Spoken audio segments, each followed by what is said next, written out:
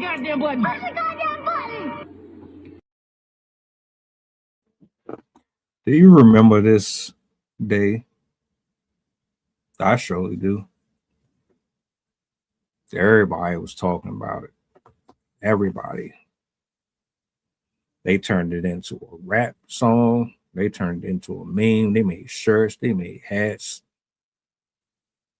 But that's how this goes, right? Create a narrative, a storyline. Get people to look at you like you are the victim. Feel bad for you.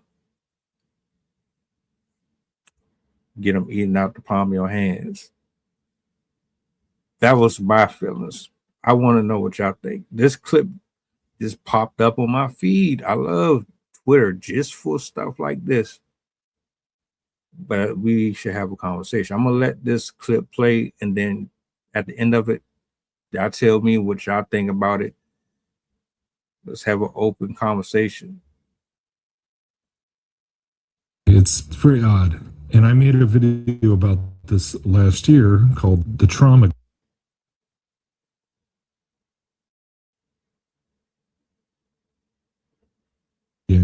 So on the one hand, it's like, wow, yeah, I don't know how anybody can look at this and not just be smacked right in the face by like how obvious it is that this is not what any of these people would be doing in a real life or death shooting scenario.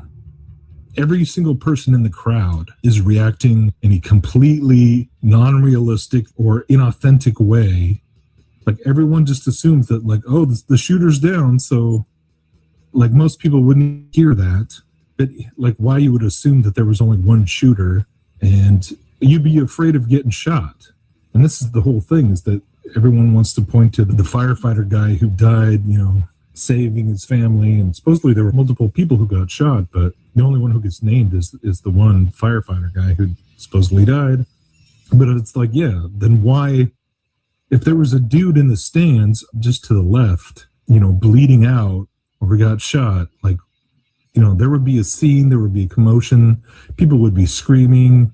You can't even hear anybody screaming in this footage, but yeah, you can clearly see the guy directing him to the particular spot where you're going to get that money shot, you know, and you have a very short window in terms of the flag being in the background. I mean, I was watching this going like, they may have actually rehearsed this before the crowd was there, because yeah, everybody on the stage, are we clear to move? Okay, wait, I got to get my shoe.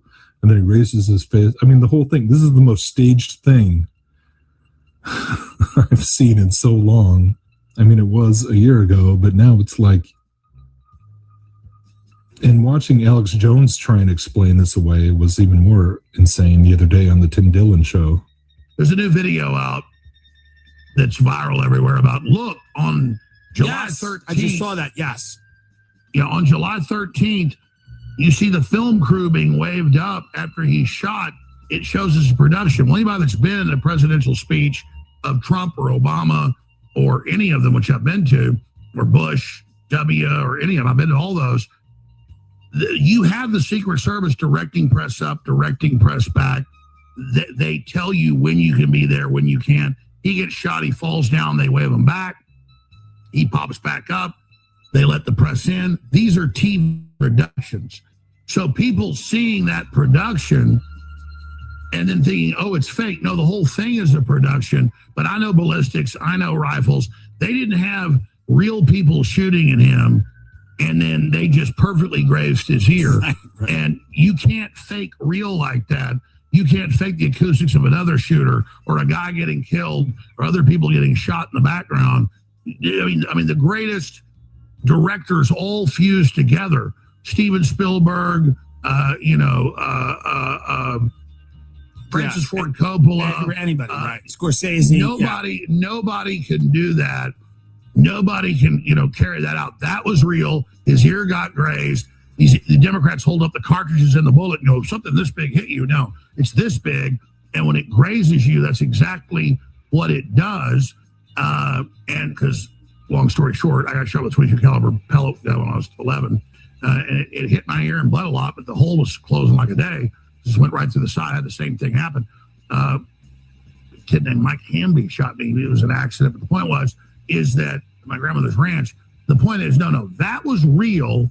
And all the lawfare and all the indictments and the mug shot and the persecution I've gone through was real. And because of that failing and because of what happened, they're now trying to spin that and make it go away. But people then see, oh, they pushed the media back. Well, if you go to any debate or presidential deal, they tell the media come forward, they tell them come back.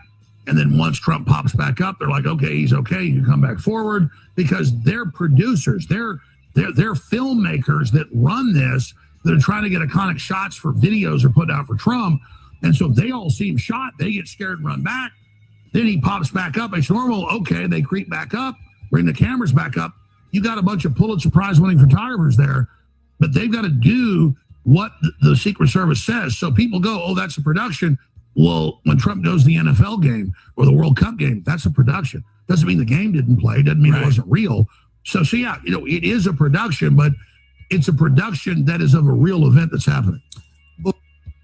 Just absolutely absurd.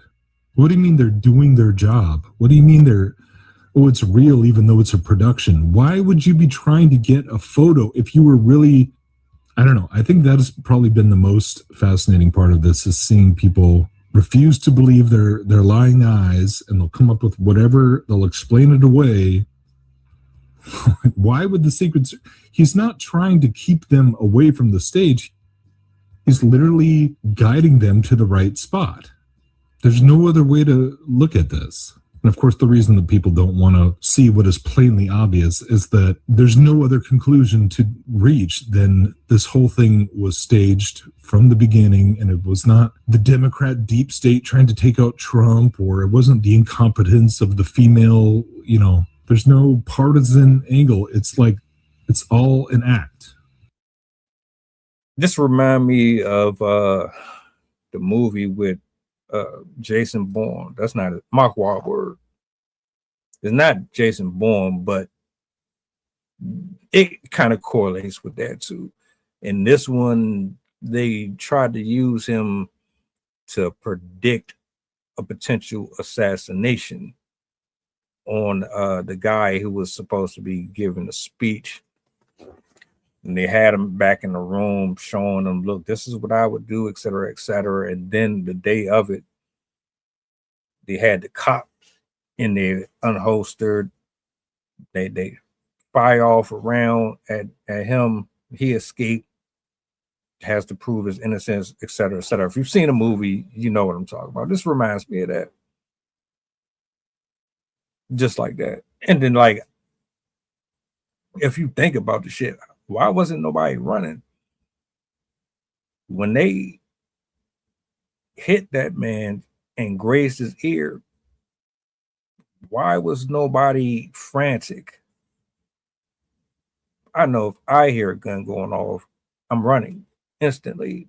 I'm not standing around trying to figure out what's going on. No, I'm trying to get the hell away from potential harm.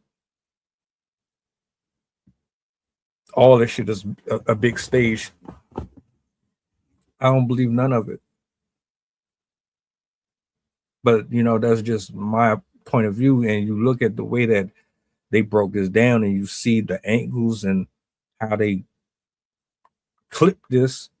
I never saw it from that side before. I always saw that front. And I had to think about, like, damn, man, they just really good at cutting, cropping, and setting it up to look like it's one way when it's something else. But all of them are full of shit. Every single one of them. And it made people feel bad for him. It made people want to support him more. And the whole time he laughing in your face, my face, and everybody else's. And look what the hell he doing. Did you see what I saw? Am I the only one that's like, damn, this just confirmed my own theories? This is what I was already feeling before this. Welcome aboard the flight. This is pilot Pushite talking. We going back to Memphis and coming straight from New Orleans. The estimated time of arrival is about an hour, and I can turn your ghost if you try and play with my power. So when you look up and see the sign flashing, stay in your seat. If the flight attendant say you making trouble, then we got beef. The turbulence might get rocky. You better not spill your food. This is brand new plane. If you get it messy,